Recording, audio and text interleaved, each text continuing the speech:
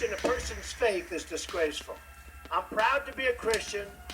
As unusual as it is for the Pope to question a presidential candidate's Christianity, almost as unusual that candidate's response. If and when the Vatican is attacked by ISIS, which as everyone knows is ISIS's ultimate trophy. Does ISIS want to kill the Pope? According to one report, yes. What additional steps are being taken to protect the pontiff? We'll talk. I can promise you that the Pope would have only wished and prayed that Donald Trump would have been president. Because... And several squadrons of warplanes and helicopters. Here's the video which shows some of those weapons taken just before ISIS captured the base. True.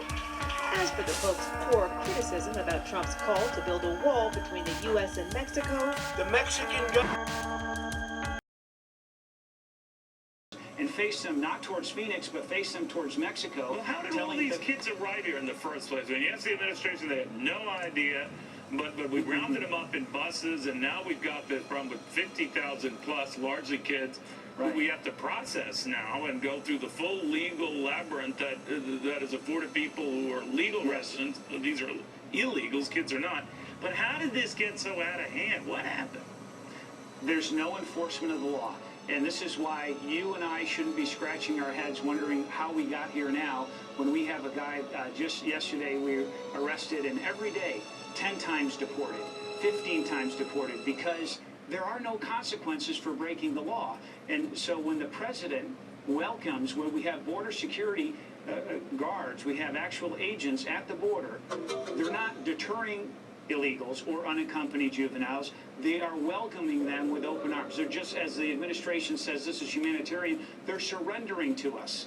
This is outrageous that we in America do not have sovereign borders that we can protect and secure. So what if the president skips out on visiting the border tomorrow, or even doing a flyover? Well, I fully intend him to just do his fundraising, and it's just insulting to the American people and to the rule of law that he's refusing to address a problem of this magnitude. Would a flyover be more insulting? Look, anything, the fact that he's not enforcing the laws is insulting enough. The fact that he's not giving attention, he should go to the border personally, talk to the people who are doing the job. Okay, sure. It's always good having you. Thank you very much. Thank you, Neil. All right, well, we provide the bus, so you might as well leave the driving to us. Is that the message we're sending to the real bad guys? I'm talking the ISIS bad guys. No joke, former Navy SEAL Jonathan Gillum says with so many people crossing the border, don't think these types of guys are taking notes. So your worry is that they're looking at this porous border and thinking, here we go, right? Well, Neil, we've been looking at, I remember when I was in the SEAL teams in 1999 and was downrange in Central South America. And we saw at that point in time a culture that was full of openings where the borders were not secured all the way down to Central South America. We knew that that was a potential for terrorists to infiltrate and then come up across our border. Now, with what we've got going on here at our border, it makes what we were worried about before magnified tenfold. And with enemies like ISIS who have real professional training and no morals whatsoever when it comes to killing, no ethical standards, they'll do whatever they can to propel the caliphate which they believe in. Now, what surprised me is when they break down the nationality of some of these kids who have made their way here. You would think the majority are from Mexico. They're not. They're further down in South America, Chile, Ecuador, Honduras, what have you, but all over. So I would think that alone raises eyebrows from potential bad guys abroad to say, well, that's not only a porous border, but it's a border that everyone south of the United States sees as open for business.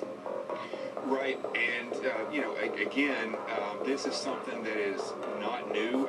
The drugs, you know, we're now transitioning into the war on terror to talk about the border as far as terror goes, but this has been an issue when it came to the drug war for years and years.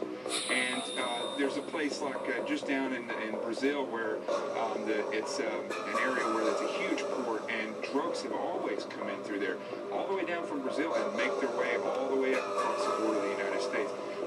what's to say that it couldn't be done with, with terrorists? It's certainly done with people, and groups like this are constantly looking. And Neil, let me just tell you this: we need to stop looking at probability, which is the numbers and the statistics saying that they'll come over, and we need to start looking at the possibility. And the possibility that they'll do it is 100%.